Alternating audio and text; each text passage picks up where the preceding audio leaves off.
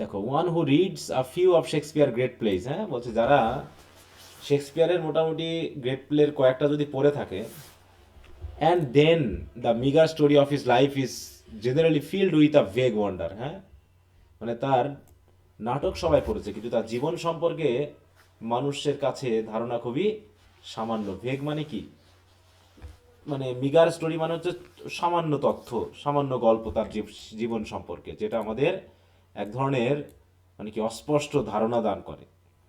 বলছে here is an unknown country boy, poor and poorly educated according to the standard of his age. সে ছিল একটা গ্রামের ছেলে, দরিদ্র, পড়াশোনা বেশি করেনি। Who arrives at the great city of London and goes to work at old jobs in a theatre, হ্যাঁ যে লন্ডনে পৌঁছালো এবং একটা থিয়েটারে সে ওই ছোটোখাটো কাজ দিল আর কি। In a year or two he is associated with scholar, কিন্তু দু এক বছরের মধ্যেই সে ওই থিয়েটারের সাথে রিলেটেড যে স্কলার তাদের সাথে সে অ্যাসোসিয়েট হয়ে গেল। অ্যান্ড ড্রামাটিস্ট, এবং ড্রামাটিস্টদের সাথে যারা ছিল the master of their age, হ্যাঁ writing plays of kings and clowns of gentlemen and heroes and noble women, হ্যাঁ যারা নাটক লিখছিল রাজাদ নিয়ে, এত জেন্টলম্যানদের নিয়ে, হিরোদের নিয়ে, নোবেল উইমেনদের নিয়ে, তাদের সাথে তার একটা ভালো সম্পর্ক হয়ে গেল। And all of whose lives he knows seems to know by intimate association, এবং সে এমনভাবে নাটকগুলো লেখা শুরু করলো যেন তারা সবাই তার পরিচিত, হ্যাঁ পরিচিত ব্যক্তি, এরকম একটা বিষয়। আচ্ছা সরি, আমি একটা কল ধরে নিই, হ্যাঁ।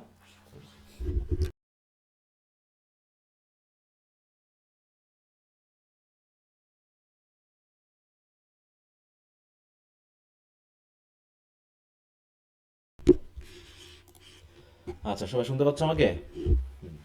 জি স্যার। আচ্ছা, তাহলে এখানে যেটা আমরা দেখলাম যে মোটামুটি তিনি আহ, তার যে পারিবারিক ব্যাকগ্রাউন্ড সেটা খুব একটা ভালো না, তারপরও সে দেখো কোথায় উঠে গেছে, হ্যাঁ।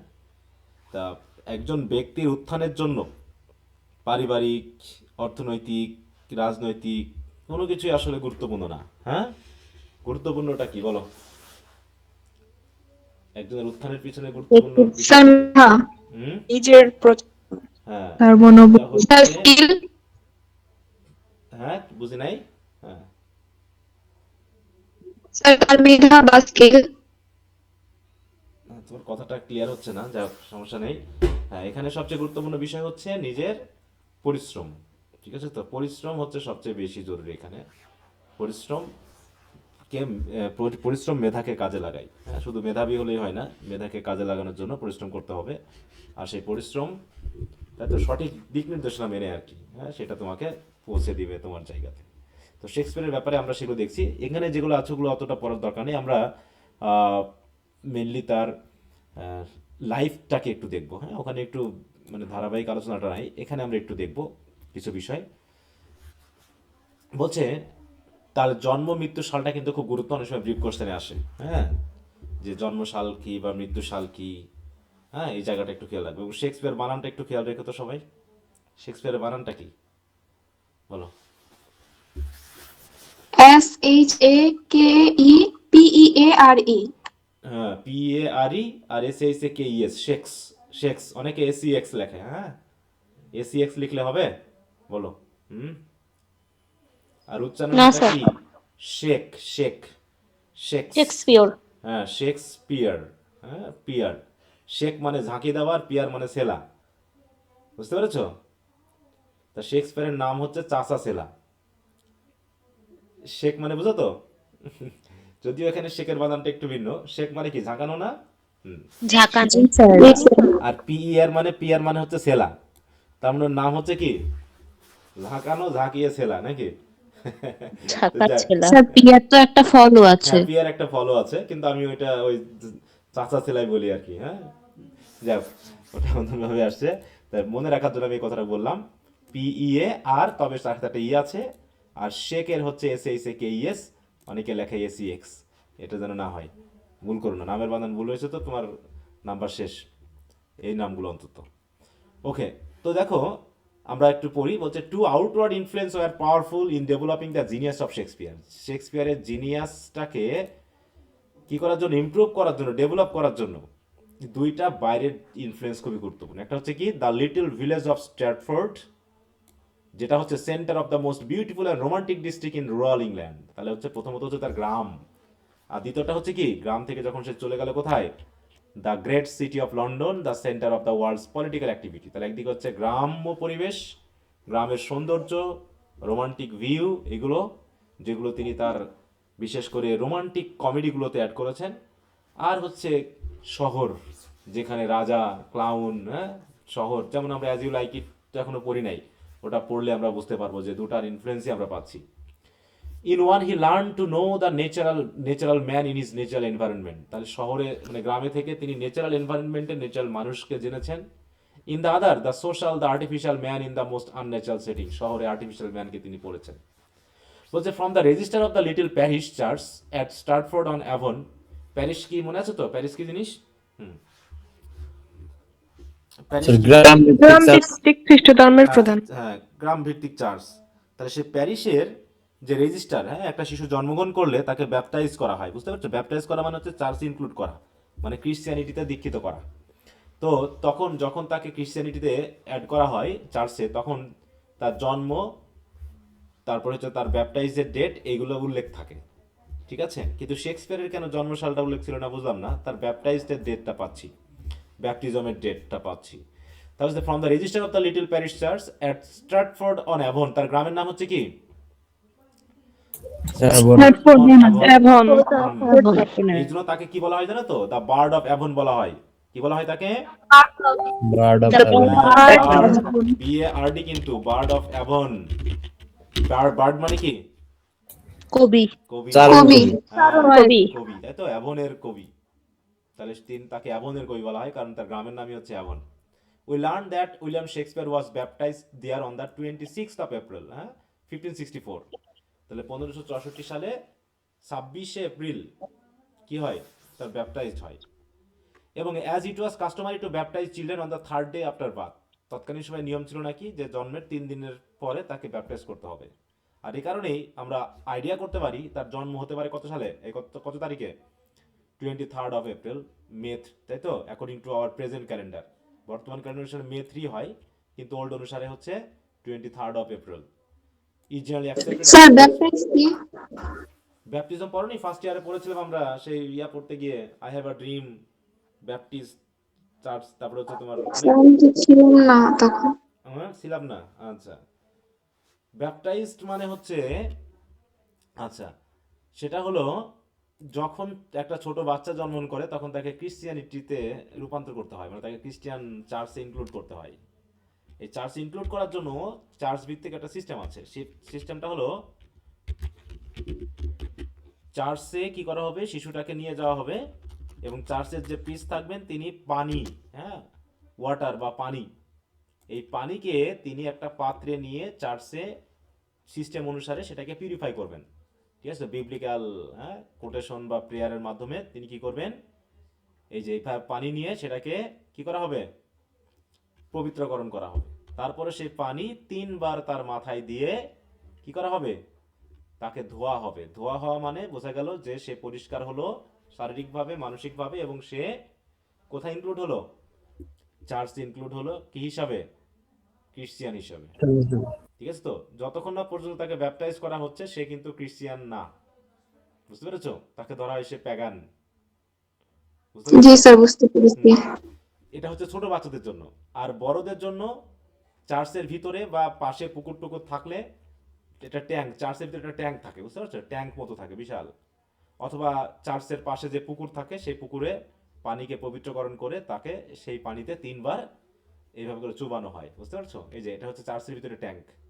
আর অথবা যদি চার্চের ভিতরে ট্যাঙ্ক না থাকে তাহলে পুকুরে তাকে ডুবানো হয় 3বার, এরকম ডুব দিয়ে আবার তোলা হয়। এটার মাধ্যম দিয়ে মনে করা হয় যে তার সে পুরনো পাপ বা পুরনো সব ধুয়ে গেল, ধুয়ে গিয়ে সে নতুনভাবে ক্রিশ্চিয়ান হিসাবে সে চার্চ ইনক্লুড হলো, নতুন বিশ্বাসে আজ থেকে তার জীবন চলবে। এর একটা সিস্টেম আর কি, বুঝতে পারছো? এটা হচ্ছে ব্যাপটাইজ। তাহলে দুইভাবে করা স্যার হয়। এটা কি এখনো চলে? হ্যাঁ, এটা এখনো চলে, যতদিন ক্রিশ্চিয়ানিটি থাকবে ততদিন চলবে। ক্রিশ্চিয়ানিটিতে হওয়ার একটাই সিস্টেম, বুঝতে পারছো? যে ব্যাপটাইজড নিতে হবে, যে চার্চে ইনক্লুড হতে হবে সেই চার্চে। বোঝা গেল? জি স্যার। আচ্ছা।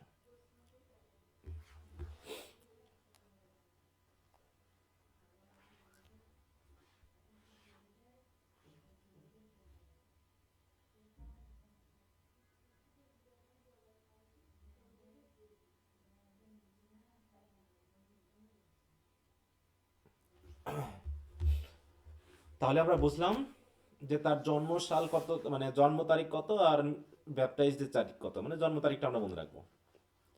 কোনটা, কত তারিখ জন্ম? May 3rd. 1720 মে বাদ দাও, সাল। মে বাদ দাও, মে বাদ দাও, মেটা বাদ। 23 এপ্রিল এপ্রিল 23 এপ্রিল, হ্যাঁ। 23 আর এপ্রিল ব্যাপটাইজের ডেট হচ্ছে 26 হ্যাঁ 1564। এবার হচ্ছে his father John Shakespeare was a farmer sons from the neighbouring village of sir Snitterfield. হ্যাঁ বলো। স্যার আমার বই এখানে লেখা আছে সিক্সথ, থার্ডের জায়গায়। সিক্স তো দেওয়া আছে, সেটা তো ব্যাপটাইজ করা হয়, হুম।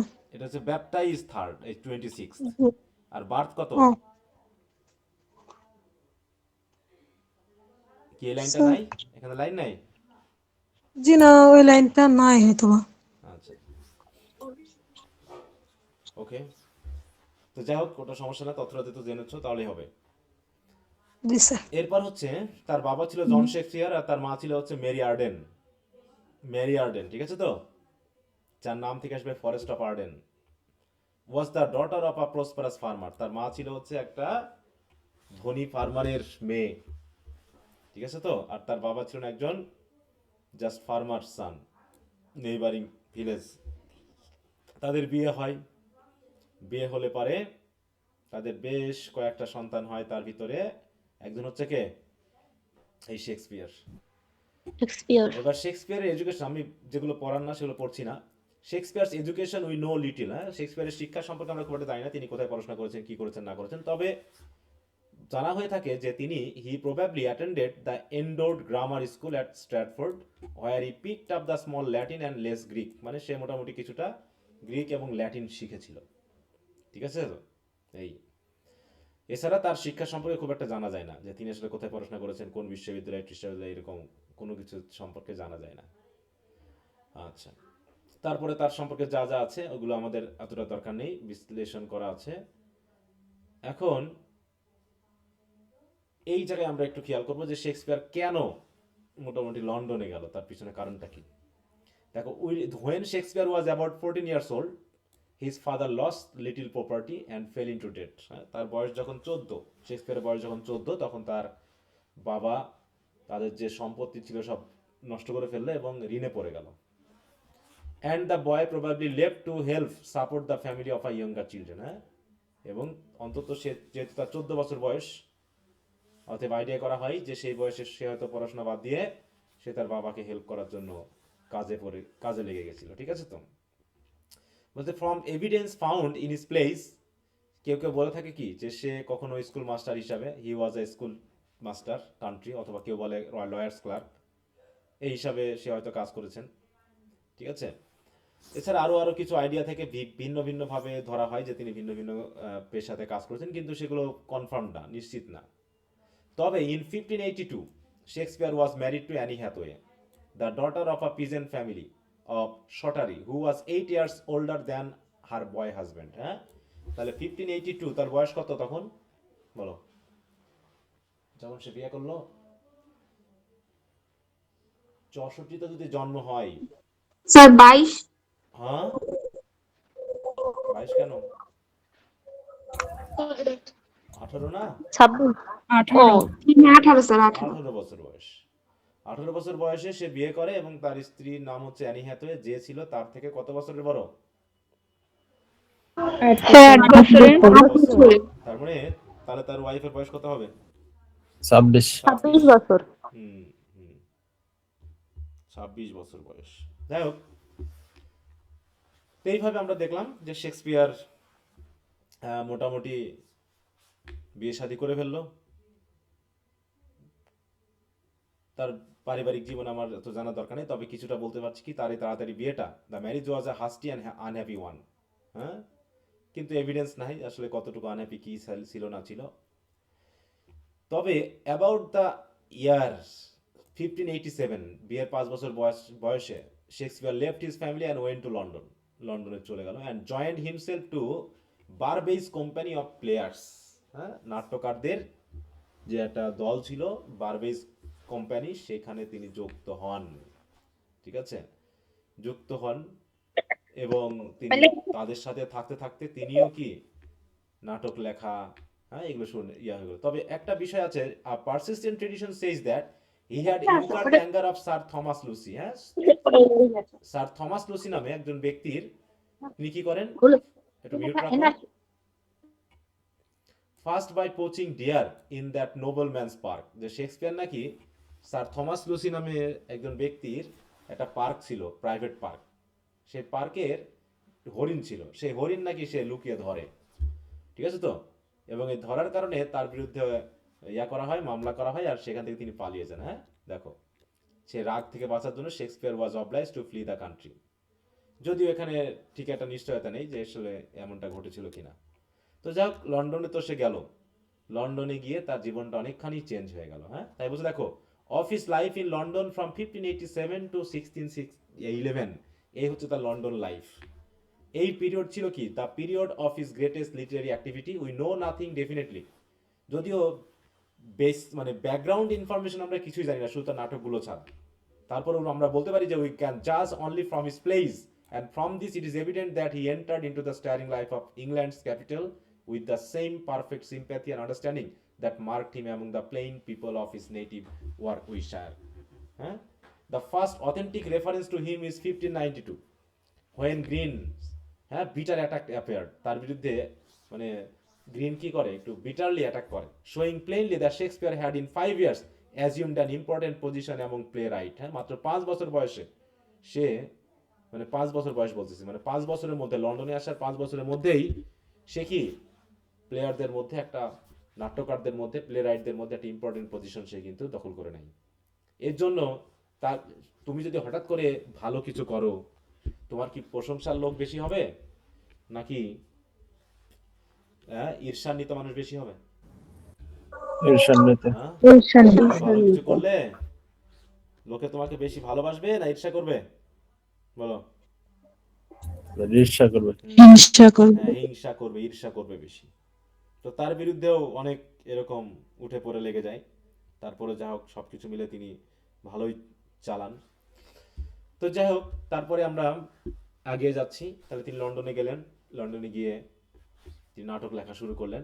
দেখো, Shakespeare first work May well have been that of a general helper. তিনি হয়তো লন্ডনে প্রথমে গিয়ে কারো হেল্পার হিসেবে কাজ করেছেন। An odd job man about the theatre, থিয়েটারে হয়তো ওর কোনো কাজ করেছে, হয়তো থিয়েটার ঝাড় দেওয়া বা এরকম কিছু। অনেকে বলে থাকে যে তিনি হয়তো নাট্যকার যারা ছিল বা যারা অভিনেতা ছিল, তাদের যে ঘোড়া বা যারা অভিনয় দেখতে আসতো থিয়েটারে, তাদের ঘোড়া পাহারা দিতেন, এটা জানা যায়, তাই না? আমরা বিভিন্ন সোর্স থেকে পেয়েছি। But he soon become an actor, কিন্তু তিনি খুব শীঘ্রই একজন অ্যাক্টর হয়ে গেলেন। And the records of old London theatre show that in the next 10 years he gained a prominent place, though there is little reason to believe that he was counted among the star। হ্যাঁ, মানে star হিসেবে counted করা হলো। Within 2 years he was at work on plays and his course here was exactly that of other playwright of his time। হ্যাঁ, অন্যান্য প্লেরাইটদের মতো সেও কিন্তু নাটক লেখা শুরু করলো। যাই হোক, কখন কিভাবে নাটক লিখছে এটা আমরা জানবো না, তার আমরা এইজগুলোকে একটু দেখব, তার যে কয়েকটা এজে ভাগ করা আছে। হ্যাঁ, কারণ ওখানে এলোমেলো ভাবে দেওয়া আছে সব নাটকগুলোর নাম। আমরা এখানে যখন দেখব, দেখো এই জায়গায় আমরা একটু পড়ি। আসলে তিনি নাটক তো লিখলেন অনেক, তার লাস্ট নাটক বা ইয়া নাটকগুলো কি কি সেগুলো আমরা শেষের দিকে একটু দেখব। দেখো, the Shakespeare thought little of his success and had no idea that his drama were the greatest that the world ever produce. মানে তার জীবন দশায় তিনি দেখে যেতে পারেননি যে নাটক লিখে তিনি একজন সাকসেসফুল ব্যক্তি হয়েছেন। হ্যাঁ, এবং পৃথিবীতে তার নাটকগুলো হচ্ছে কি সবচেয়ে গ্রেট, এটা তিনি জীবিত থাকা অবস্থায় দেখতে পারেননি। কারণ কি? কারণ he made no attempt to collect or publish his work. তিনি শুধু থিয়েটারের জন্য লিখতেন, লিখে আর তিনি চেষ্টা করতেন ওগুলোকে সেভ করে রাখার জন্য। হ্যাঁ, মানে বাঁচিয়ে, মানে পাবলিশ করা বা কালেক্ট করে রাখার জন্য। Even to save his manuscript, এমনকি তিনি যে তার লেখার ম্যানুস্ক্রিপ্টগুলো সেভ করে রাখবেন সেটা তিনি করতেন না। Which were carelessly left to stage manager, যেগুলো স্টেজ ম্যানেজার যিনি থাকেন থিয়েটারের, তার দায়িত্বে তিনি ছেড়ে দিতেন। So found their way ultimately to the ragman. অতএব আলটিমেটলি আমরা দেখলাম কি ছেঁড়া ছোটা ফাটা ফোটা বইগুলো পরবর্তীতে পাওয়া যায়। After a few years of quiet life, of which we have less record than of hundreds of simple country gentlemen of the time, তিনি অন্যান্য কান্ট্রি জেন্টলম্যানদের মতোই তিনি গ্রামে চলে যান 1611 সালে। Shakespeare died on the probable anniversary of his birth April 23, 1616। তাহলে 1616 সালের 23 এপ্রিল তিনি মারা যান বলে মনে করা হয়ে থাকে। কারণ তার জন্ম কত এপ্রিল ছিল? 23 এপ্রিল। 23 এপ্রিল ছিল। তার জন্ম 23 এপ্রিল ছিল, তার মৃত্যু 23 এপ্রিল। 23 এপ্রিল তার মৃত্যু, এটা প্রতিষ্ঠিত, কিন্তু তার জন্মটা নিয়ে যেহেতু এখনো কনফিউশন আছে, তাই এটাকে বলা হচ্ছে প্রবাবল অ্যানিভার্সারি। হ্যাঁ, তো ঠিক আছে। এখন এইখানে একটা তার যে করা হয়, তাকে যে কবর দেওয়া হয়, সে কবরের উপরে একটা লেখা ছিল, ইনস্ক্রাইব করা ছিল, যেমন এলিজি রিটেন এ কান্ট্রি চার্জের আমরা পড়ছিলাম না? হ্যাঁ, জি যেখানে স্যার। কি বিভিন্ন জি মানুষের স্যার। কবরের উপরে কি থাকে, স্যার। এপিটাফ লেখা থাকে নাকি? Sir epitaph. তারও ওখানে লেখা ছিল কি, এই যে এখানে good friend for Jesus sake forbear, to dig the dust enclosed here. অর্থাৎ গুড ফ্রেন্ড মানে যে আসবে তাকে বলতেছে গুড ফ্রেন্ড, যীশু খ্রিস্টের উদ্দেশ্যে বলতেছি, মানে শপথ করে বলতেছি, দয়া করে এখানে এই যে মাটি, এই মাটিকে দয়া করে খুঁড়ো না, ডাস্টগুলোকে ডিগ করো না। কারণ কি, blessed B the man that spare the Stones, অথবা এই কবরটার স্টোন যারা নষ্ট করে না তারা হচ্ছে blessed, and curse be he that moves my bones, আর অভিশাপ তার জন্য যারা আমার এখান থেকে আমার হাড়গুলোকে মুভ করাবে। মানে মোট কথা, আমাকে যারা মরলেও শান্তি থাকতে দিবে না তাদের জন্য অভিশাপ, আর যারা আমাকে শান্তিতে থাকতে দিবে তাদের জন্য আশীর্বাদ। ঠিক আছে তো? অতএব দয়া করে এখানে যখন কেউ আসবা, দয়া করে আমার এই কবরের একটা পাথরও যেন কেউ সরায়ও না। তো এরকম ভাবে এখানে লেখা আছে। তো এই হলো আমাদের শেক্সপিয়ার সম্পর্কে জানা। তার কাজগুলো সম্পর্কে আমরা এখনো পড়ি নাই, একটু পড়বো। তাহলে শেক্সপিয়ার সম্পর্কে ছোট্ট একটা আইডিয়া আমরা নিলাম, যে সে কোন পরিবারের কোন গ্রামে ছিলেন, তার ওয়াইফ কে ছিল, কবে বিয়ে করা হয়, কবে লন্ডনে চলে যায়, লন্ডনে গিয়ে কিভাবে আস্তে আস্তে তার উত্থান হয়, এবং তিনি জন্মগ্রহণ করলেন কোথায়, কবে মৃত্যু বলেন। তাহলে মৃত্যু কোথায় হলো তার, বলো? স্যার অ্যাবনি। হ্যাঁ, স্ট্যাটফোর্ডে। হ্যাঁ। ওয়ার্কস অফ শেক্সপিয়ার, তাহলে শেক্সপিয়ার ওয়ার্কগুলো এবার আমরা পড়বো। হ্যাঁ,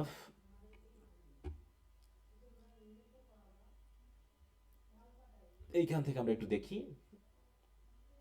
দেখো, বলছে a careful reading of the plays and poems leaves us with an impression of 4 different periods of work. তার যে লেখালেখি, সেই লেখাগুলোকে 4টা পিরিয়ডে ভাগ করা হয়েছে। ঠিক আছে তো? Probably corresponding with the growth and experience of the poet's life, যেমনটা আমরা কার লাইফ পড়তে গিয়ে পেয়েছিলাম, যে তার জীবনটাকেও কয়েকটা স্টেজে ভাগ করা হয়েছিল। Sir Chaucer. তাই তো? কয়টা স্টেজে ভাগ করা হয়েছিল? স্যার 3টা। তিনটা। তিনটা স্টেজে। হ্যাঁ, তিনটা। ঠিক, ওইটা হচ্ছে গ্রোথ, তাই না? এখানে শেক্সপিয়ারের আমরা এরকম 3টা পিরিয়ডে ভাগ দেখব। দিস পিরিয়ডের মধ্যে প্রথমটা হচ্ছে পিরিয়ড অফ আর্লি এক্সপেরিমেন্টেশন, মানে প্রথম লেখা, তিনি যারা প্রথম এক্সপেরিমেন্ট করছেন, হ্যাঁ, লেখার চেষ্টা করছেন। আর এই লেখাগুলো অধিকাংশই হচ্ছে কি, অন্যের কপি করা, মানে কপি বলবো না, গল্প কাহিনীগুলো নিচে নেওয়া। দেখো, it is marked by youthfulness and exuberance of imagination.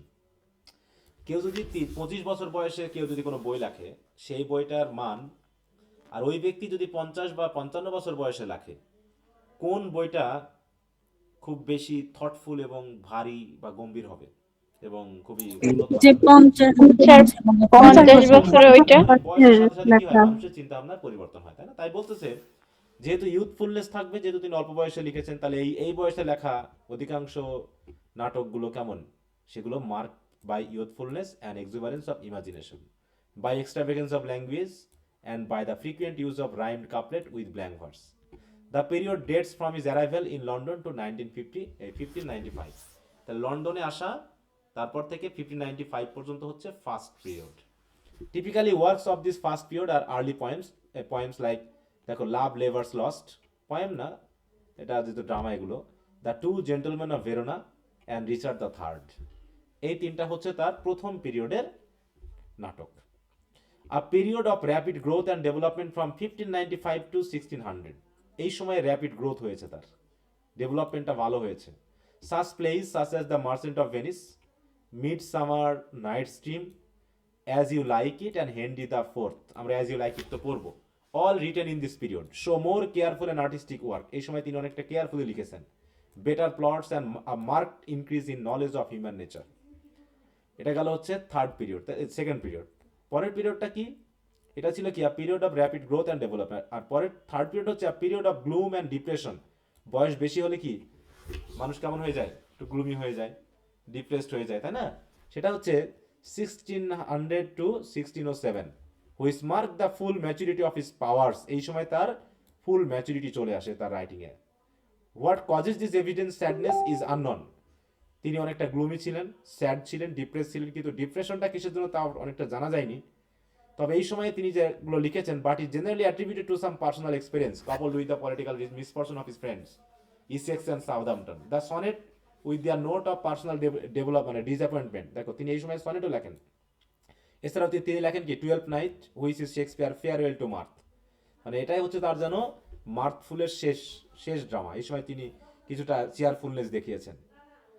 তবে এই পিরিয়ডের সবচেয়ে বেশি যেটা গুরুত্বপূর্ণ সেটা হলো ট্র্যাজেডি লিখেছেন তিনি। হিজ গ্রেট ট্র্যাজেডিস যেমন Hamlet, Lear, King Lear, Macbeth, Othello, Julius Caesar belong to this period, এই সময় লেখা। তার কিন্তু শর্ট কোর্স ব্রিফ কোশ্চেন আসে যে রাইট দ্য নেম অফ 5 বা 4 ট্র্যাজেডিজ অফ শেক্সপিয়ার, তার নাম 4টা বা 5টা যা চাবে লিখতে পারতে হবে, ঠিক আছে? এসেছে কয়েকবার এর আগেও। আ পিরিয়ড অফ রেস্টোর্ড সেরিনিটি, তারপরে আসলো আবার সেই পিরিয়ডটা ফিরে আসলো, হ্যাঁ, কাম আফটার স্টর্মি লাইফের পর একটা শান্ত জীবন, কারণ তখন বয়স হয়ে গেছে। Which mark the last years of poets literary career বা work. The winter's tale and the Tempest, খেয়াল রাখো, the winter's tale and the Tempest are the best of his later poems, plays, but they all show a falling off from his previous work. হ্যাঁ, better হলেও তার previous work থেকে খুব একটা বেশি উন্নত ছিল না, কারণ তার থার্ড পিরিয়ডটা হচ্ছে পিরিয়ড অফ ম্যাচুরিটি। এই সময় তিনি অধিকাংশ ট্র্যাজেডিগুলো লিখছেন এবং এই সময় তিনি সবচেয়ে খ্যাতি বেশি অর্জন করছেন। কি কথা বুঝতে পারছো? তা এই হলো 4টা পিরিয়ড। তোমাদের কাজ হবে এই 4টা পিরিয়ডের নাম খাতায় লিখবা। লেখার পর এখানে কমপক্ষে 3টা করে ড্রামার নাম ওই পিরিয়ড ভিত্তিক লিখবা, যাতে কখনো পরীক্ষায় যদি আসে, পিরিয়ড ভিত্তিক হয়তো পরীক্ষাতে আসবে না, কিন্তু যদি জানরা ভিত্তিক আসে যে রাইট 5 নেম অফ ট্র্যাজেডি বা 5 নেম অফ কমেডি বা হিস্ট্রিক্যাল প্লেস, তখন এগুলো একটু পারতে হবে, ঠিক আছে? একটু ধারাবাহিকভাবে পড়লে খুব একটা কঠিন কিছু না। তো এই হচ্ছে আমাদের, দেখো এখানে সেটা সংক্ষেপে একবারে দেওয়া আছে। দেখো first period early experiment, Venus and Adonis, rape of Lucrece, এগুলো হচ্ছে poem. Titus Andronicus, Henry the sixth, এগুলো হচ্ছে কি হেনরি দ্য সিক্সথ, যেটা 1590 থেকে 1591, এটা হচ্ছে historical plays. Lovers love, lovers lost, comedy. Comedy of errors, comedy. Two gentleman of Verona, comedy. Richard the third, Richard the second, King John, এগুলো হচ্ছে কি সব হিস্ট্রিক্যাল প্লেস। মনে রাখবা নাম এবং রোমান চিহ্ন যেগুলো আছে এগুলো হচ্ছে মনে করো হিস্ট্রিক্যাল প্লে, ঠিক আছে? তো অধিকাংশ হিস্ট্রিক্যাল প্লে। সিঙ্গেল নাম দিয়ে যেগুলো আছে মনে রাখবা সেগুলো হচ্ছে ট্র্যাজেডি, সিঙ্গেল নাম দিয়ে যেগুলো আছে, ঠিক আছে? তো আর অন্যান্য যে সকল নাম ভিত্তিক আছে সেগুলো মনে করবা কমেডি, ঠিক আছে? Okay sir. তাহলে এই যে Richard the third, Richard the second, এগুলো বলবো কি হিস্ট্রি প্লে, যদি ওর ভিতরে কমেডি বা ট্র্যাজেডির লিঙ্ক আছে। যেমন নাম রোমিও জুলিয়েট, একটা কিন্তু ট্র্যাজেডি, কিন্তু মিডসামার নাইট ড্রিম এটা কি কি হবে বলো তো? Comedy. Comedy. Merchant of Venice কারো নাম? না, হেনরি দ্য ফোর্থ এটা কি হবে? History play. Sir history. হ্যাঁ, Henry the fourth. Merry wives of Windsor কি হবে? Comedy. Sir comedy. Must ado about nothing, comedy. As you like it, comedy. Henry the fifth, history play. Sir history. এবার হচ্ছে দেখো 12th night, comedy. Taming of the shrew, comedy. Julius Caesar নাম কারো, তাহলে tragedy. Hamlet, tragedy. Troilus and Cressida, tragedy. All's well that ends well, comedy. Measure for measure, comedy. Othello, tragedy. King Lear, tragedy. Macbeth, tragedy. Antony Cleopatra, tragedy.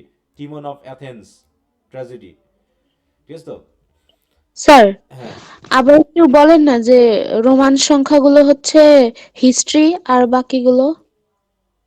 যদি নাম থাকে তাহলে ধরে নিবা এগুলো হচ্ছে ট্র্যাজেডি। জি স্যার। আর মানে নাম, মানুষের নাম দিয়ে যেগুলো। আর অন্যান্য জি যে স্যার। নামগুলো আছে মনে রাখবা কমেডি। তার ভিতরে কিছু ব্যতিক্রম আছে, কিন্তু জেনারেলি এটা মনে রাখলেই তুমি মোটামুটি বলে দিতে পারবা, ঠিক আছে? Okay sir. ওকে। হ্যাঁ, তার বলছে ফোর্থ পিরিয়ড, দেখো Coriolanus, Pericles, Cymbeline, winter's tale, the Tempest, Henry the eight, এগুলো হচ্ছে, এটা হচ্ছে আনফিনিশড। এগুলো হচ্ছে তার মেনলি 4টা এজ ভিত্তিক, পিরিয়ড ভিত্তিক নামগুলো। তোমাদের কাজ হবে প্রত্যেকটা পিরিয়ড ভিত্তিক 3টা করে একটু খাতায় লিখবা, দেখবে যে কিছু মনে থাকবে অলরেডি, মুখস্থ করার কিছু নাই। যখন আমরা প্রশ্ন ভিত্তিক দিয়ে দিব স্যার ক্লাসিফাই করে লিখবো। কি ক্লাসিফাই করবা, ট্র্যাজেডি কমেডি? হ্যাঁ, হ্যাঁ পারলে লিখে ফেলো, সমস্যা না। 3টা গ্রুপ করবা, কমেডির নাম লিখবা 4টা বা 5টা, ট্র্যাজেডির নাম লিখবা 5টা। পিরিয়ড ভিত্তিক লেখার দরকার নেই, পিরিয়ড ভিত্তিক পরীক্ষাতে আসেও না, আসলে ওই জানরা ভিত্তিকই আসে, ঠিক আছে?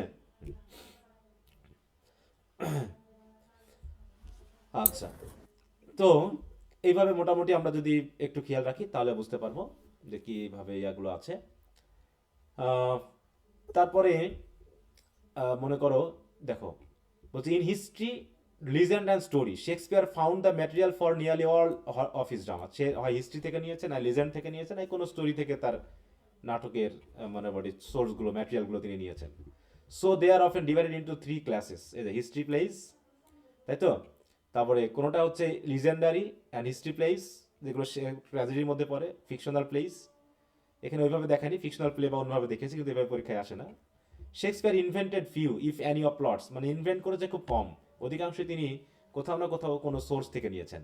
তবে মেনলি তিনি যে সোর্স থেকে নিয়েছেন সেটা হলো, দেখো, for is legendary and historical material he depended largely on Holinshed's chronicles of England, Scotland and Ireland, যেগুলো অধিকাংশই ট্র্যাজেডি এবং হিস্ট্রি প্লের জন্য। তাহলে এখানে তিনি অধিকাংশ ম্যাটেরিয়াল নিয়েছেন লিজেন্ডারি এবং হিস্ট্রিক্যাল ম্যাটেরিয়ালের জন্য। নামটা কি, দাগায় রাখবে নামটা, হলিনশেডস ক্রনিকলস, মানে হলিনশেডের ক্রনিকল মানে কি, ধারাবাহিক তারিখ সহ লেখা, কি লেখা, ইংল্যান্ড, স্কটল্যান্ড এবং আয়ারল্যান্ডের রাজাদের হিসাব তালিকা, তাদের কার্যক্রম। আর একটা হচ্ছে on North translation of Plutarch's famous lives. তাহলে নর্থ ট্রান্সলেট করেছেন প্লুটার্স বলে যিনি রাইটার, তার যে ফেমাস লাইভস, তার যে ফেমাস লাইভস নামে একটা বই আছে, সেটা নর্থ ট্রান্সলেশন করেছেন। ওই ট্রান্সলেশন পরেও তিনি কিছু ম্যাটেরিয়াল তার নাটকের জন্য নিয়েছেন। তাহলে এই দুটা মানে সোর্স থেকে তিনি তার নাটকের ম্যাটেরিয়ালগুলো পেয়েছেন বলে মনে করা হয়ে থাকে। কি কথা বুঝতে পারছো? জি স্যার। জি স্যার। তো মোটামুটি এই হলো ব্যাপার, আমরা দেখবো না।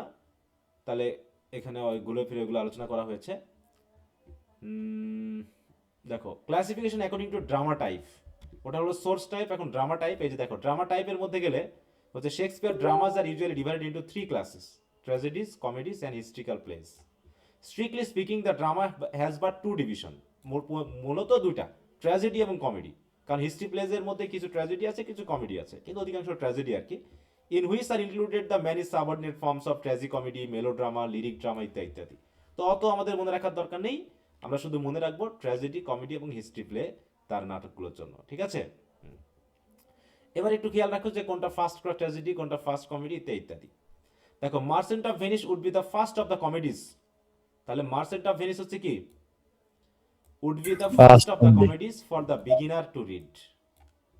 Julius Caesar is an excellent introduction to the historical plays and tragedy. এগুলো কিন্তু তার নিজের লেখা নেই, হচ্ছে রিডারদের জন্য।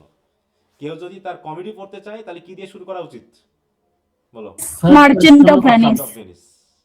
আর যদি হিস্ট্রিক্যাল প্লে বা ট্র্যাজেডি পড়তে চায় তাহলে কি দিয়ে শুরু করা উচিত? Julius Caesar. জুলিয়াস এবার সিজার। দেখো কমেডি, এই যে বলছে কমেডি, হ্যাঁ, merchant of Venice, midsummer night's dream, as you like it, winter's tale, the tempest, এগুলো দেখো এখানে লেখা আছে। তারপর ট্র্যাজেডি কি, Romeo Juliet, Macbeth, Hamlet, king Lear, অথবা দেখো সব নামগুলো কিন্তু, ঠিক আছে? তো হিস্ট্রিক্যাল প্লেস, এই হিস্ট্রিক্যাল প্লেসের মধ্যে অ্যান্টনি ক্লিওপেট্রা, এগুলো বলা হয়েছে জুলিয়াস সিজার, এগুলো কিন্তু ট্র্যাজেডির মধ্যে পড়ে, যদিও সোর্স হিস্ট্রি, তাই হিস্ট্রিক্যাল প্লের মধ্যে ফেলা আছে। তাছাড়া দেখো এই যে রোমান চিহ্ন সহ যে নামগুলো আছে সেগুলো আমরা হিস্ট্রি প্লের মধ্যে ফেলে দিব। হিস্ট্রি প্লেগুলো কিন্তু এক ধরনের ট্র্যাজেডি প্লে, হ্যাঁ। এই জন্য অ্যান্টনিও ক্লিওপেট্রাকে বা হচ্ছে জুলিয়াস সিজার এগুলোকে কিন্তু ট্র্যাজেডির মধ্যে ফেলা হয় অনেক ক্ষেত্রে। তো যাক, তারপরেও তোমাদের কাজ হবে এইখানে একবারে যেহেতু দেওয়া আছে তোমরা খাতায় একটু লিখে ফেলবা, মনে থাকবে? আচ্ছা স্যার এখানে যেগুলো দেওয়া আছে এগুলাই লিখে ফেলবো? হ্যাঁ, এগুলোই লিখে ফেলবা, সমস্যা কি, এগুলোই লিখে যাবে, আর নতুন করে তো ইয়া করার দরকার নেই, এগুলো একটু লিখে ফেললেই হবে। এই হলো মোটামুটি ঠিক আছে। শেক্সপিয়ারের ড্রামা সম্পর্কে, তাই তো? তার ড্রামা সম্পর্কে, তার লাইফ সম্পর্কে বেসিক কিছু ধারণা যেগুলো আমরা বললাম, এগুলো মনে রাখলেই চলবে, এর বেশি গভীরের দরকার নাই। এরপর হচ্ছে তার পয়েমস। আমরা জানি তিনি একজন সনেটিয়ার হিসেবে বিখ্যাত, নাকি? তিনি কি সনেট লিখছেন, তাই না কি? জি স্যার। শেক্সপিয়ারিয়ান সনেট কত সনেট লিখছেন? কত? 144। 154। হ্যাঁ, এবং আমরা জানি তার নিজস্ব সনেট স্ট্রাকচারই আছে, তাই তো? তার সনেট স্ট্রাকচারটা কি? Shakespearean Shakespearean sonnet. হ্যাঁ, তার বা ইংলিশ স্ট্রাকচারটা কি? ABAP CDCD ওটা তো রাইম EFG স্কিম, ওটা তো রাইম স্কিম, মানে স্ট্রাকচার বলতে কয়টা এখানে কোয়াট্রেন আছে, কয়টা কাপলেট আছে। স্যার তিনটা তিনটা কোয়ার্টেন আর কোয়ার্টেন একটা একটা কাপলেট।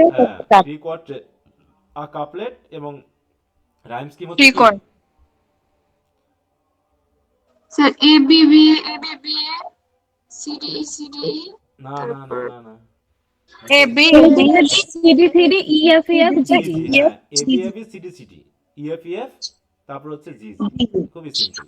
অতএব অল্টারনেটিভ হচ্ছে, ওটা হচ্ছে ইয়ার এবিবিএ। পেট্রা কনসোনেটর এটা হ্যাঁ, পেট্রা কনসোনেটের এবিবিএ ওটা তো সেই অক্টেভ আর সেস্টেটের নিয়ম গেল না, সিডি সিডি বা এরকম আর জি কি স্যার। ছিল।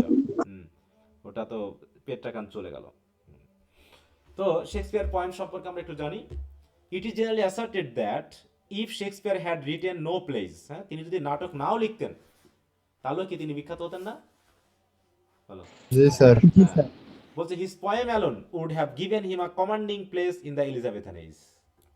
Nevertheless, in the various histories of our literature, there is apparent a desire to praise and pass over all, but the sonnets are as rapidly as possible.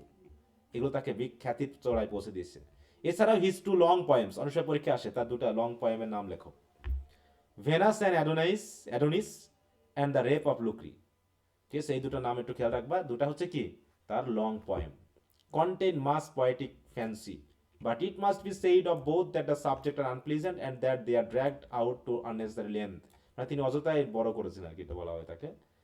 Shakespeare sonnet 154 in number are the only direct expression of the poet's own feelings that we possess, for his plays are the most impersonal in all literature। তাহলে তার সবগুলো নাটকই হচ্ছে objective, impersonal, তাকে আমরা তার ভিতরে পাই না। কিন্তু তার সনেটগুলো পড়লে আমরা বুঝতে পারি তিনি তার পার্সোনাল ওন ফিলিংগুলোকে তিনি প্রকাশ করেছেন, কারণ ওখানে সবগুলো সাবজেক্টিভ। ঠিক আছে তো? They were publish together in 1609, but if they had an unit in Shakespeare mind, their plan and purpose are hard to discover. তিনি কেন লিখছেন, কি কারণে লিখছেন, এটা বলা খুব মুশকিল। ঠিক আছে, তাহলে আমরা বুঝলাম যে তিনি কবিতা লিখেছেন। তাহলে দুটা কবিতার নাম কি? স্যার ভেনাস এন্ড অ্যাডোনিস আর the rape of rape of Lucrece হ্যাঁ, the rape of Lucrece. Lucrece, হ্যাঁ, লং পয়েম। সনেট লিখছেন কয়টা? 154 154টা। Okay, very good.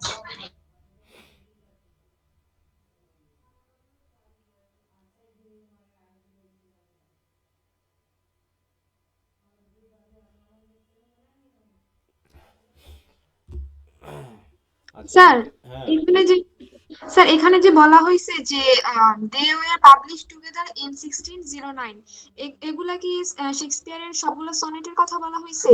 হ্যাঁ, টুগেদার, হ্যাঁ, সকল ইয়াগুলো একসাথে পরবর্তী পাবলিশ করা হয়েছে এত। আচ্ছা স্যার।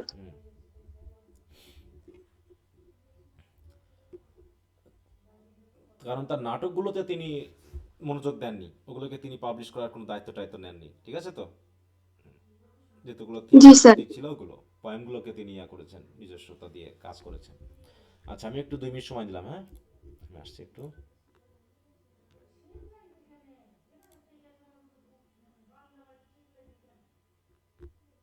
কোথায় গেল?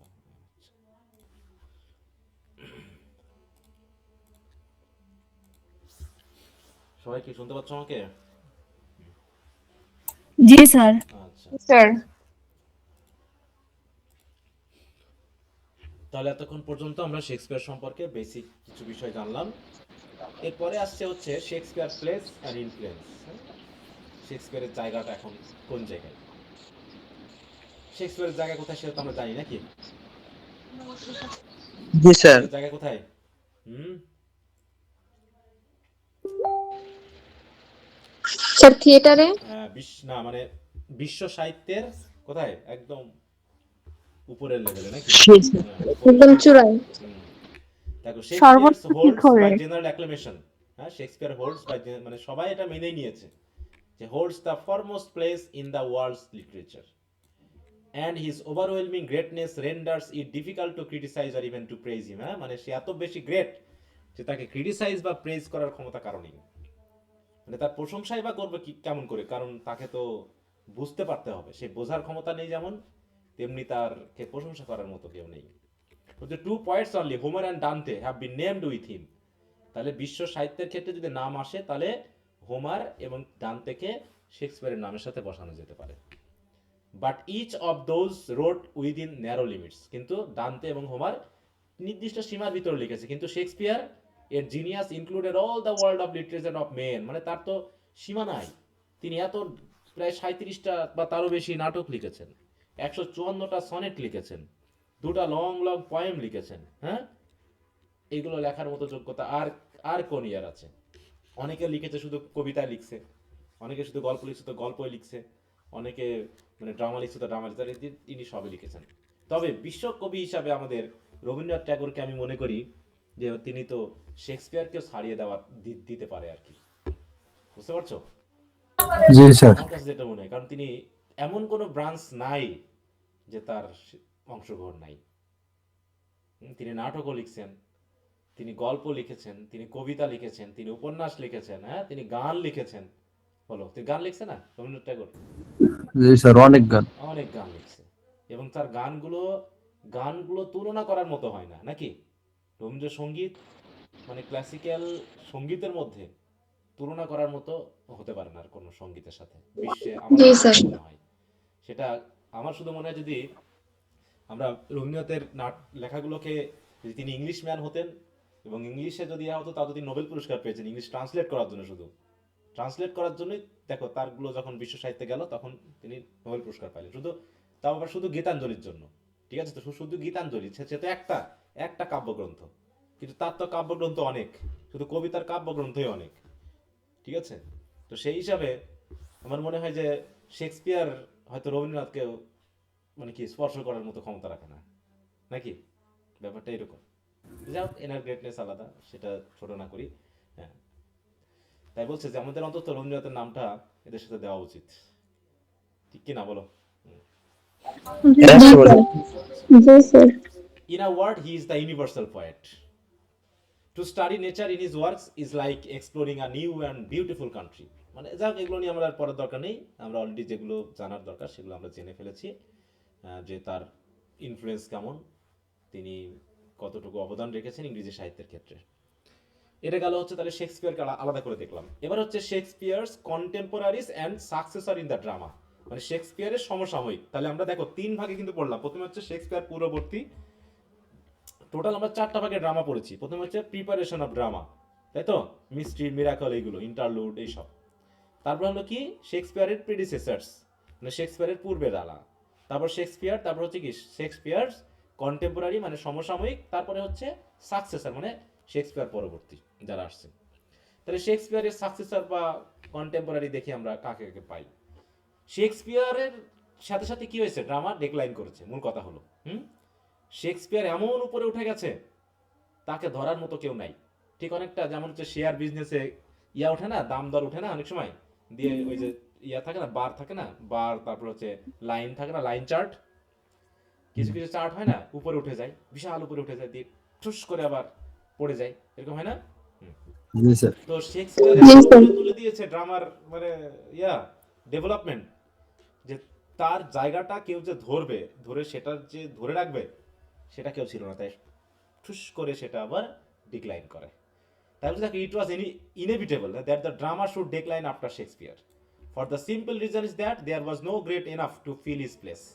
Aside from this other causes were at work, অন্যান্য কারণ তো ছিলই, সেটা আমরা দেখবো। The chief of this was the very source of the Elizabethan dramas, Elizabethan ড্রামার যে সোর্সগুলো পরবর্তী সেগুলো আর মানুষ পড়েনি। It must be remember that our first playwrights wrote to please their audiences. হ্যাঁ, আমাদের প্রথম প্লে রাইট যারা ছিল শেক্সপিয়ারের আগে, তাদের কাজ ছিল হচ্ছে অডিয়েন্সদেরকে আনন্দ দেওয়া। That the drama rose in England because of the desire of a patriotic people to see something of the stirring life of the times reflected on the stage. সুতরাং এইগুলোর জন্য মানুষ খুব যত্ন সহকারে লিখছে। For there were no papers or magazines in those days. Magazine ছিল না বা অন্যান্য পেপার ছিল না যে মানুষ তথ্য নিবে। পিপলদের মানে জনগণের একটাই মানে বিনোদনের ইয়া ছিল হচ্ছে কি, নাটক দেখা। হ্যাঁ, দেখো people came to the theatres not only to be amused but to be informed. Like children they wanted to see a story, like men they wanted to know what it meant. অতএব তারা নাটককেই একমাত্র knowledge এবং এন্টারটেনমেন্টের source হিসাবে দেখত। আর Shakespeare fulfil দিয়ার desire. আর Shakespeare এই জায়গাটা পূরণ করেছিল। তারা তাদেরকে স্টোরিও দিল, শেক্সপিয়ার তাদেরকে তথ্যও দিল জীবন সম্পর্কে ইত্যাদি ইত্যাদি। কিন্তু with his successor all this was changed. কিন্তু শেক্সপিয়ার যা করতে পারলো, তার পরবর্তী যারা আসলো তারা কেউ এটা ধরে রাখতে পারলো না। The audience itself had gradually changed, অডিয়েন্সও চেঞ্জ হয়ে গেছে। In the place of plain people eager for a story or for information, we see a larger and larger proportion of those who went to play because they had nothing to else to do। দেখো, হ্যাঁ, মানে কি বল কথা হলো, শেক্সপিয়ারের সময় জনগণ নাটক দেখতে যেত একদিকে হচ্ছে বিনোদন নেওয়ার জন্য, দ্বিতীয়ত হচ্ছে কিসের জন্য, তথ্য নেওয়ার জন্য, শেখার জন্য। কিন্তু তারপরে যারা মানে থিয়েটার গোয়ার আসলো, তাদের মোটামুটি এরকম কোনো উদ্দেশ্য ছিল না। তাদের কাজ ছিল শুধুমাত্র কি, তাদের যেহেতু কাজ করার কিছু নাই তাই তারা নাটক দেখতে যেত। বুঝতে পারছো? কারণ because they had nothing else to do, তাদের আর কোনো কাজ নেই। দে ওয়ান্টেড অ্যামিউজমেন্ট অনলি, তারা শুধু মজা পাইতে যেত, সময় কাটাতে যেত। বুঝতে পেরেছ? অতএব তাদের ওই আইডল এন্টারটেনমেন্ট দেওয়ার জন্য এডুকেশনাল কোনো কিছু কাজ দিত না। যেমন এখন এখন আমরা যা দেখি, হ্যাঁ, ফেসবুকে এখন তো মোটামুটি টিভি নাটক আর চলেই না বলা যায়, নাকি? টিভি তো স্যার বাসায় নাই। এখন কি বাসায় হুমায়ুন আহমেদের নাটক চলতো স্যার, এখন তো চলে না। হ্যাঁ বলো। যা বানায় স্যার বিচ্ছিরি। এখন তো মোটামুটি ভাইরাল হয় কোন কোন কন্টেন্ট গুলো ফেসবুকে? শিক্ষামূলক। না স্যার, নাটকটা বেশি। যত আর অন্য সস্তা, তাই তো, সস্তা, তারপর হচ্ছে বাজে সেন্সুয়াল বিষয়গুলোই এখন কি কি হয়, ভাইরাল হয়। ঠিক আছে? কিন্তু যেগুলো শিক্ষামূলক, মোরাল সেগুলো খুব কমই হয়, এগুলো মানুষ দেখতে চায় না। তো মানুষ যেগুলো দেখে, মানুষ তো সেগুলো করবে, তাই না? সেগুলোকে তারা তৈরি করবে। কারণ আমি যতই শিক্ষামূলক ভিডিও দিই, আমার ভিডিও তো ভাইরাল হবে না, হবে বলো? হবে না স্যার, হবে না। ওই যার দেখার, আবার বেশি বেশি শিক্ষামূলক ভিডিও আবার কেউ দেখবেই না, ও এড়িয়ে যাবে। দেখবা যে এই কারণেই যারা খুব উচ্চ মার্গীয় চিন্তা ভাবনার মানুষ, তাদের যদি কোনো কন্টেন্ট আমরা দেখি, ইউটিউব বলো, বলো, দেখবা যে খুব একটা সাবস্ক্রাইবারও নাই, ভিউও নাই। ঠিক আছে? এইগুলো খুব কম মানুষ দেখে, এবং যারা দেখে তারা সেগুলোকে মূল্যায়ন করতে পারে, ভ্যালু দিতে পারে আর কি। ঠিক আছে? কিন্তু হ্যাঁ, যারা হচ্ছে তোমার আমাদের হিরো আলমের মতো, নাকি? হিরো আলম ভাইরাল হবে, নাকি মনে করো তোমার ভাইরাল হবে, ওই যে কোনো এক ভালো বিশ্ববিদ্যালয়ে ভালো প্রফেসর, কে ভাইরাল হবে বলো? ওই হিরো আলম ভাইরাল হবে, নাকি? বাংলাদেশ তো একটা জোকার হয়ে গেছে স্যার, একের ফুল জোকার। হ্যাঁ, বাংলাদেশের সবকিছুই এখন আমরা ওই জাতীয় জিনিসগুলোকে মেনলি করি, এটা হচ্ছে ব্যাপার, কিছু করার নাই।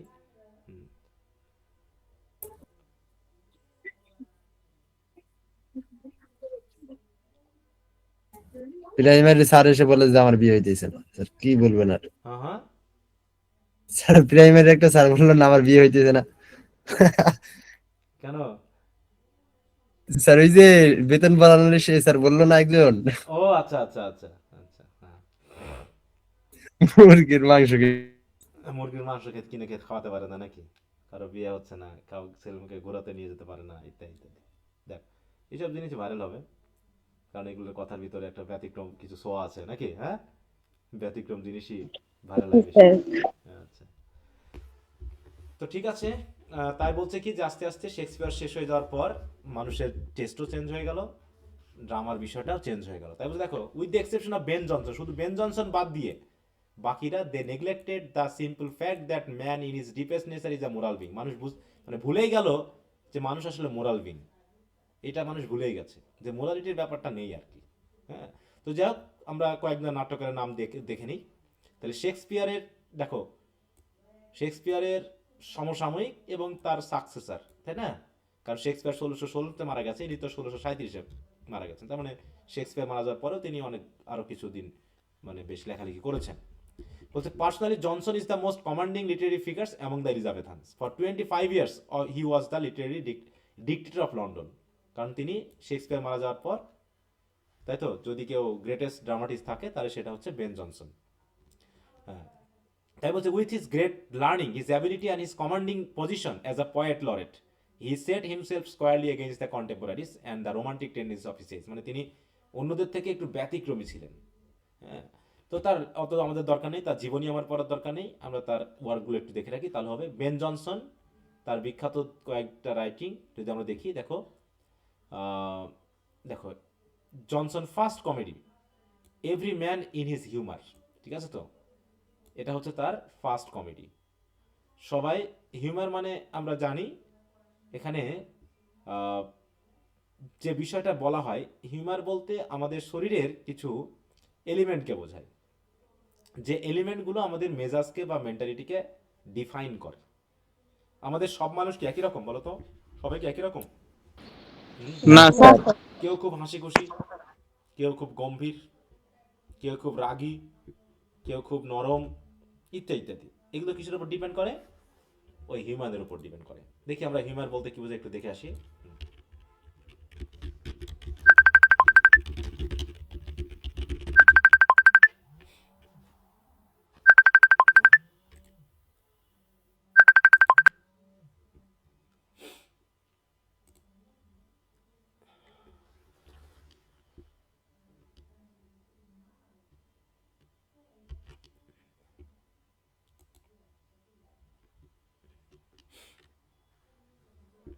দেখো হিউমার বলতে কি বোঝায়? A mood or state of mind, মনের একটা অবস্থা, ঠিক আছে তো। দেখো হিউমার কি কি, দেখো হিউমার বলতে গ্রিক চিকিৎসক হিপোক্রিটাস এত সালে বলেন যে প্রায়শই 4টি রসবোধের তত্ত্ব। রসবোধ মানে আমাদের শরীরে যেগুলো আছে, একটা হচ্ছে রক্ত, একটা হচ্ছে হলুদ পিত্ত, আর একটা হচ্ছে কালো পিত্ত, আর একটা হচ্ছে কফ, এবং দেহ এবং তার আবেগের উপর এদের প্রভাব আছে, বিকাশের জন্য কৃতিত্ব পায়। যেমন বায়ু, জল এবং স্থান গ্রন্থে, এই যে দেখো এখানে 4টা ভাগে ভাগ করা হয়েছে। রক্ত, তাই তো, লাল, তারপরে কি হলুদ পিত্ত, কালো পিত্ত, আর হচ্ছে কি কফ। এগুলো হচ্ছে হিউমার, এগুলো হচ্ছে কি এলিমেন্ট, যেগুলোর কম বেশি হওয়ার উপরে ডিপেন্ড করে মানুষের কি মেজাজ কেমন হবে। বুঝতে পেরেছ? কি বোঝা গেল? জি জি স্যার। স্যার। তো এটাই তিনি তার কমেডি অফ হিউমারগুলোতে দেখিয়েছেন। কমেডি অফ হিউমার বলে একটা শব্দ আসবে, দেখো every man in is humour, আরটা হচ্ছে every man out of his humour, এরকম আছে। তারপরে তিনি তার সবচেয়ে বেস্ট নন 3 কমেডি যেগুলো তোমরা থার্ড ইয়ারে পড়বা, তার ভিতরে ভলপনি, দ্য ফক্স, এটা হচ্ছে comedy of humour. The alchemist, খুবই নাম করা একটা ড্রামা, অ্যালকেমিস্ট তো সবাই মনে হয় যেন জানে নামটা নাকি। এবং হচ্ছে এপিকন অর দ্য সাইলেন্ট উম্যান। ভলপনি হচ্ছে কি সবচেয়ে এখানকার সুপরিচিত এবং মানে কি বলবো সবচেয়ে বিখ্যাত কমেডি, এছাড়াও অ্যালকেমিস্ট তো আছেই। তো এইগুলো হচ্ছে কি তার কি বলবো বিখ্যাত 3টা কমেডি, নামগুলো খেয়াল রেখো। বেন জনসনের যদি আসে যে হু রোড অ্যালকেমিস্ট, এরকমটা আসে, বা বেন জনসনের 2-3টা কমেডির নাম লেখো। এই, তাহলে তার সম্পর্কে আমরা আর অত বেশি কিছু জানতে যাব না। সাইলেন্ট উম্যান বা এরকম আরও কিছু কিছু আছে যেটা আমরা দেখলাম। এছাড়া আরও কয়েক কিছু কিছু ড্রামা, নাটক ইত্যাদি ইত্যাদি আছে, অত আমাদের দরকার নাই, আমরা ওই 2-3টা মনে রাখলে চলবে। এরপর হচ্ছে জাস্ট আমরা কিছু নাম মনে রাখবো, যেমন হচ্ছে বিউমেন্ট অ্যান্ড ফ্লেচার, বিউমেন্ট এবং ফ্লেচার। হ্যাঁ, the work of this two men is so closely interwoven, মানে দুইজন একত্রে কাজ করে, তাই দুইজনের নাম একসাথে দেওয়া হয়, ঠিক আছে তো। বলছে যদিও Fletcher outlive Beaumont by 9 years, মানে বিউমেন্টের থেকে ফ্লেচার একটু বেশি বাঁচে, the latter had no hand in some 40 of the plays that bear their joint names. হ্যাঁ, তাহলে তাদের কতটা এরকম 40টা প্লে আছে যে নাটকগুলো তাদের নাম একত্রে পাওয়া যায়। তাহলে বিউমেন্ট এবং ফ্লেচার, ঠিক আছে, তাদের নাটকগুলো খুব একটা বেশি ওরকম না, বিখ্যাত না। তারপরেও আমরা কিছু কিছু নাম আমরা দেখে রাখবো, জাস্ট এগুলো মনে রাখার কোনো দরকার নাই, শুধু নাট্যকারের নাম মনে রাখলে হবে। তবে জন ওয়েবস্টারের নামটা একটু মনে রাখবা। জন ওয়েবস্টার, তাই তো, তিনি জেমস দ্য ফার্স্টের সময় লেখেন। এখানে তার সবচেয়ে যে বিখ্যাত 2টা নাটক, his 2 best non place are the white devil এবং দ্য ডাচেস অফ মালফি, ঠিক আছে। এই 2টা নাম মনে রাখো, তোমরা থার্ড ইয়ারে ডাচেস অফ মালফি পড়বা। নাম কি? জন ওয়েবস্টার নাকি? হুম। হ্যাঁ, বেন জনসনের 3টা নাটকের নাম বলো তো। বেন জনসন কি কি লিখলেন জানো? স্যার ভলপন, গল্পনি, দ্য দ্য অ্যালকেমিস্ট, হ্যাঁ, and the the silent, silent woman. হুম, আরটা হচ্ছে কি every man in his humour. তারপর হচ্ছে বেন জনসনের 2টা the white devil and the duchess of Malfi. Thomas Middleton দরকার নেই, নামটা মনে রাখলে চলবে, তার নাটকগুলো এভাবে অত যাওয়ার দরকার নেই। তারপরেও দেখে রাখতে পারে দুইটা, বলছে two great plays, the changeling and the women beware women. হ্যাঁ, উইমেন বিওয়ার উইমেন।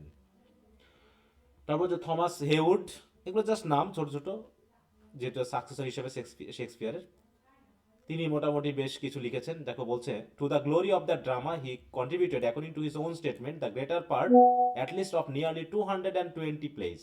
দেখো খেয়াল করো, হ্যাঁ, 220 প্লেস।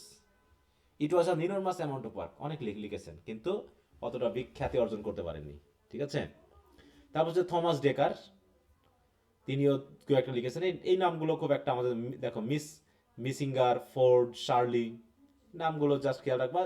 আর যে নাটকগুলোর নাম আমার এখানে আছে, এগুলো যদি ব্রড কোশ্চেনে দিয়ে দিই তো পড়বা, ব্রিফ কোশ্চেনের জন্য এগুলো অতটা দরকার নেই। যেগুলো বলে দিলাম মাথায়, ওগুলো একটু মাথায় রাখলে চলবে। ঠিক আছে। তো এই হলো মোটামুটি আমাদের ড্রামার ব্যাপারটা। ঠিক আছে, তো ড্রামাটিস্টদের ব্যাপারটা আমরা দেখলাম। তাহলে ড্রামার অংশটা কয় ভাগে ভাগ করে পড়া হয়েছে এখানে? কয় ভাগে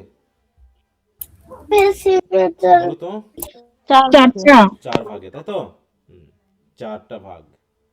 প্রথমে হচ্ছে উত্থান ড্রামার, তারপরে হচ্ছে শেক্সপিয়ারের প্রেডিসেসর্স, তারপরে দেখলাম শেক্সপিয়ার, তারপর হচ্ছে শেক্সপিয়ারস কন্টেম্পোরারি এবং তার সাকসেসর। এই এরপরে আসতেছে হচ্ছে প্রোজ রাইটার, প্রোজ রাইটিং, যেখানে আমরা 2-4 জনের নাম পাবো। দেখো এলিজাবেথের এই যে প্রোজও লেখা হয়েছে, প্রোজ কি এর আগের এজগুলোতে পেয়েছি আমরা? এর আগের এজগুলোতে আমরা কিছু ড্রামা বা হচ্ছে পোয়েট্রি পেয়েছি, কিন্তু প্রোজ পাই নাই। ফ্রান্সিস বেকন হচ্ছে এলিজাবেথেন এজের প্রোজ রাইটারদের মধ্যে বিখ্যাত। ঠিক আছে, তো তিনি তো greatest essayist of English literature নাকি? তার লাইফ টাইপ আমার পড়ার খুব একটা দরকার নেই। আহ, আমরা সরাসরি তার 2টা রাইটিংয়ের নাম দেখব, 2-3টা, যেগুলো মোটামুটি তাকে খ্যাতির শীর্ষে নিয়ে গেছে। তিনি প্রধানত এসেইস্ট, এবং তার এসে কালেকশন আমরা দেখব, এবং সেই এসে কালেকশনগুলো 2-3টা নামে পরিচিত। সেগুলো যদি আমরা একটু দেখি, তার ওয়ার্কে চলে যাই। দেখো, ওয়ার্কস অফ বেকন বলছে, the Bacon's philosophical works, the advancement of learning and the novum organum. এই দুটা মনে রাখলে চলবে, এই দুটাই হচ্ছে তার খুবই আসে। দেখো, will be best understood in connection with instauratio magna or the great institution of the true philosophy. মূল কথা হলো দ্য অ্যাডভান্সমেন্ট অফ লার্নিং এবং নোভাম অর্গানাম। এই দুটো কার লেখা বলো? ফ্রান্সিস হ্যাঁ, ফ্রান্সিস বেকন। আমাদের এগুলোর এসব দরকার নাই, এখানে ওদের কালেকশন।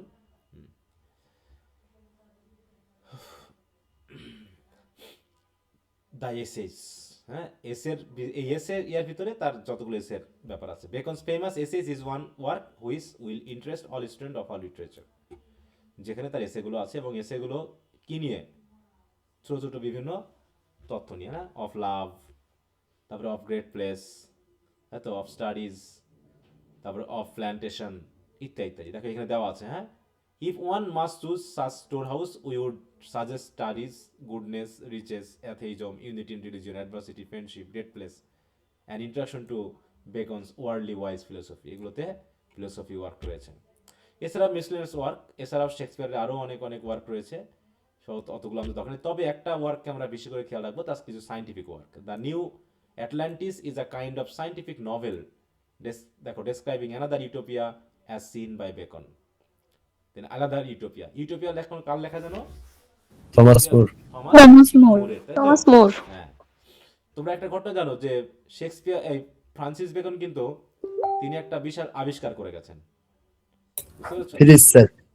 মানে ফ্রিজ সিস্টেম, তাই তো? মানে ফ্রিজ আবিষ্কার করেনি, মানে তিনি দেখিয়ে গেছেন যে তাপমাত্রা কমিয়ে এনে খাবারকে কি করা যায়, অনেকদিন পর্যন্ত প্রিজার্ভ করে রাখা যায়।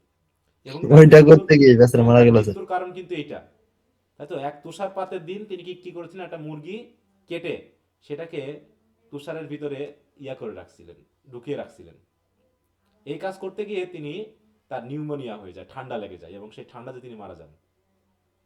তিনি দেখেন কি যে না, মুরগিটা অনেকদিন পর্যন্ত সতেজ ছিল, বুঝতে পেরেছো? তো এইটা এদিকে বেকনকে মোটামুটি আমরা একটা সায়েন্টিস্টের তকমা দিতেই পারি নাকি, হ্যাঁ? কারণ তার একটা বড় জি স্যার। আবিষ্কার আছে। হ্যাঁ। উম, আচ্ছা, তো বইগুলো সম্পর্কে বলা আছে। এরপর হচ্ছে দেখো রিচার্ড হুকার আরেকজন মোটামুটি আমাদের প্রোজ রাইটার। দেখো in strong contrast with Bacon is Richard Hooker, one of the greatest prose writer of Elizabethan age. তার যদি আমরা একটু গ্রেট ওয়ার্কটা মনে রাখি সেটা খেয়াল রাখবো। দেখো his one great work is the laws of ecclesiastical polity. হ্যাঁ, এখানে হচ্ছে থিওলজিক্যাল ব্যাপার নিয়ে, মানে ধর্মীয় ব্যাপার নিয়ে তিনি মেইনলি এখানে লিখেছেন। এটা একটা থিওলজিক্যাল এবং argumentative book, but entirely apart from its subject. মানে তিনি হয়তো ধর্ম নিয়ে আলোচনা করতে গিয়ে অন্য সাইডে চলে গেছেন, ব্যাপার গেলে এরকম। Sidney and Raleigh among the prose writers of this wonderful literary age, there are many others that deserve মানে পাসিং নোটিস। তার ভিতরে আমরা দুজনের নাম নিয়ে আসতে পারি। একটা হচ্ছে বেকন, দেখো সেনেট অফ বেকন এবং হুকারের কাছে যায়, যেটা হচ্ছে স্যার ফিলিপ সিডনি। আমরা তার নামটা শুনেছি না, স্যার ফিলিপ সিডনি, তাই তো। তার সবচেয়ে বিখ্যাত একটা ক্রিটিক্যাল রাইটিং আছে, সেটা হলো কি ডিফেন্স অফ পোজি বা apology for poetry. Defence of poesy, যেখানে তিনি পোয়েট্রিকে ডিফাইন করেছেন, যেটা আমরা থার্ড ইয়ারে পড়বো। আর একটা হচ্ছে আর্কেডিয়া আ পাস্টোরাল রোমান্স। আর্কেডিয়ার নামটা আমরা একটু বেশি করে খেয়াল রাখবো। আর্কেডিয়া কার লেখা? ফিলিপ Philip সিডনি। Sir Philip Sidney. সিডনি। এটা একটা পাস্টোরাল রোমান্স। আর ডিফেন্স অফ পোজি বা অ্যাপোলজি ফর পোয়েট্রি হচ্ছে এটা একটা লিটারেরি এসে, ক্রিটিক্যাল রাইটিং, তাই তো। হ্যাঁ, ফিলিপ সিডনি এটা তিনি লিখেছেন। ওকে। জন ফক্স টক্স এগুলো দরকার নেই, ওটা আমরা ব্রড কোর্সে যেগুলো দেওয়ার সেগুলো যখন দিয়ে দিব সেগুলো একটু দেখে নিলেই চলবে। হ্যাঁ, এগুলো ছোটোখাটো কিছু রাইটার আছে, অত দূর আর যাওয়ার দরকার নেই। The summary of the Elizabethan age. তাহলে দেখো আমরা মোটামুটি যতটুকু পড়লাম তাতে কি কিছু রাইটারের নাম আমরা ইজিলি বলতে পারবো না? বলো তো, মাথায় কি এসে গেছে না যে এই রাইটারগুলো এলিজাবেথান এজের রাইটার? জি স্যার। যদি পোয়েট্রির দিক থেকে ধরি তাহলে কি কি আসতেছে? প্রথমে কি আসতেছে? হুম, শেক্সপিয়ার। Edmund spare Spencer. কেন? পোয়েট্রির দিক থেকে কি শেক্সপিয়ার প্রথম দিকে? সনেটের হ্যাঁ, এডমান্ড স্পেন্সার, তাই না? হুম, এডমান্ড স্পেন্সারের এপিকের নামটা কি? হুম, ফেয়ারি কুইন, তাই তো, যেটা আমরা পড়বো আজকে, যে থার্ড ইয়ারের ক্লাস আছে তোমাদের পরে, ওখানে আজ ফেয়ারি কুইন শুরু করবো।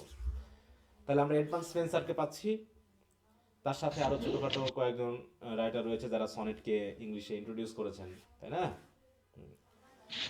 তারপরে হচ্ছে আমরা শেক্সপিয়ারকে পাইলাম। তারপরে দেখো শেক্সপিয়ার আসতেছে, কিন্তু ড্রামাটিস্টদের নাম ঢুকলে শেক্সপিয়ারের আগে অবশ্য আমরা পেয়েছি যেটা ক্রিস্টোফার মার্লো, তাই না? Thomas kid. থমাস কিডের ইয়াটার নাম কি জানো, ট্র্যাজেডির নাম? হুম? থমাস কিডের ট্র্যাজেডির নামটা কি মনে আছে? ভুলে গেছো? Spanish tragedy.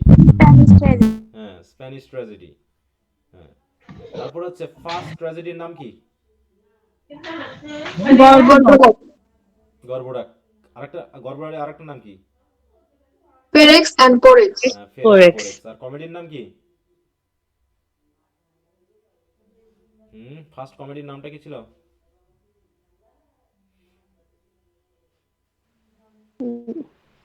হুম, র্যাল্ফ, আমার গার্ড। না, এটা কি স্যার? র্যাল্ফ রয়স্টার ডয়েস্টার। ভুলে গেছো? হুম, আচ্ছা।